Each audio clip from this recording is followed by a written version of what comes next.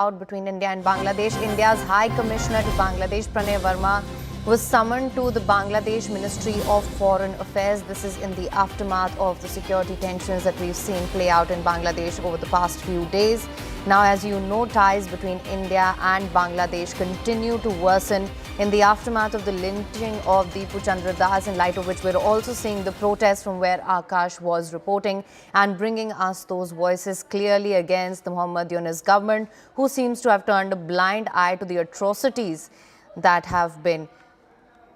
we have seen in Bangladesh against Hindus. So there are people protesting out on the streets. People are outraged by the lynching of Deepu Chandra Das, who was lynched and then his body set on fire. We could see, we brought you those visuals earlier as well. Now, in light of that, we're given to understand that India's High Commissioner to Bangladesh, Pranay Verma, was summoned to the Bangladesh Ministry of Foreign Affairs as well. So this is the latest that we're getting right now.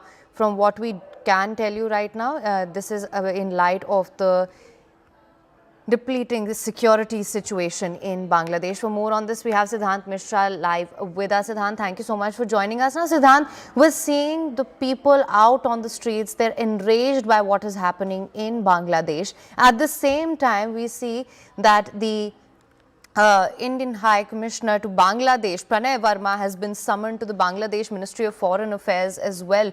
What are the reasons that they're citing for this?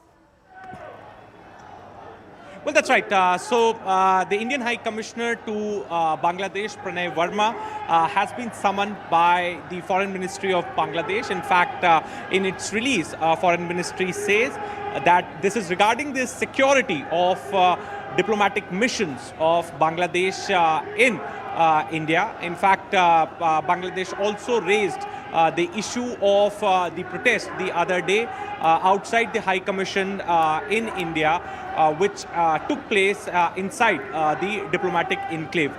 So it was a very small protest. 20-25 people gathered, and police did not even allow them to protest. They were immediately dispersed.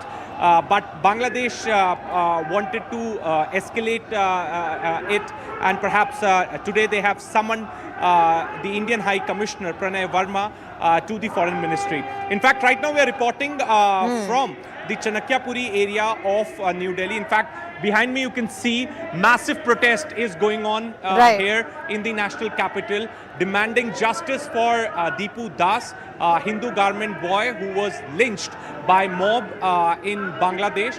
But you know, this protest is taking place outside the diplomatic enclave. This protest is taking place 1 kilometer away from the High Commission premises. And there is heavy police deployment today in the Chanakyapuri area. Thousands of police personnel, paramilitary forces, Jawans have been deployed so that protesters don't march till the High Commission building. Right, Siddhant, I mean, we also have to talk about the fact that Bangladesh is raising a hue and cry over the protest that we saw the other day, where 20 to 25 people, which New Delhi has also clarified to them, were peacefully protesting in the diplomatic enclave. At the same time, turning a blind eye to the lynching of Deepu Chandra Das and the atrocities against Hindus there, due to which the people are enraged and out on the streets, and nothing's being said about that. The Mohammad Yunus government has pretty much seemed to have turned a blind eye to that.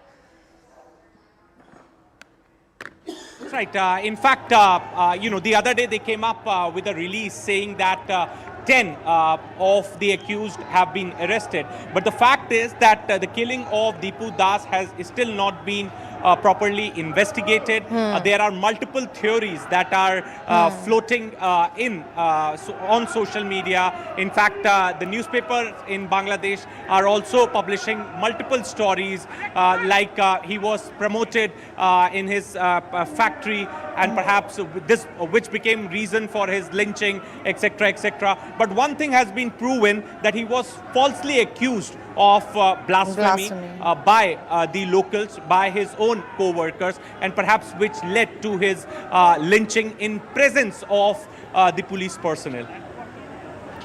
Absolutely, no, absolutely horrifying, the kind of reports that are emerging out of Bangladesh at this time. Of course, we'll continue to track all developments for you on that front. We're going to slip into a very short break, but don't go anywhere. News and updates will continue on the other side on CNN News 18.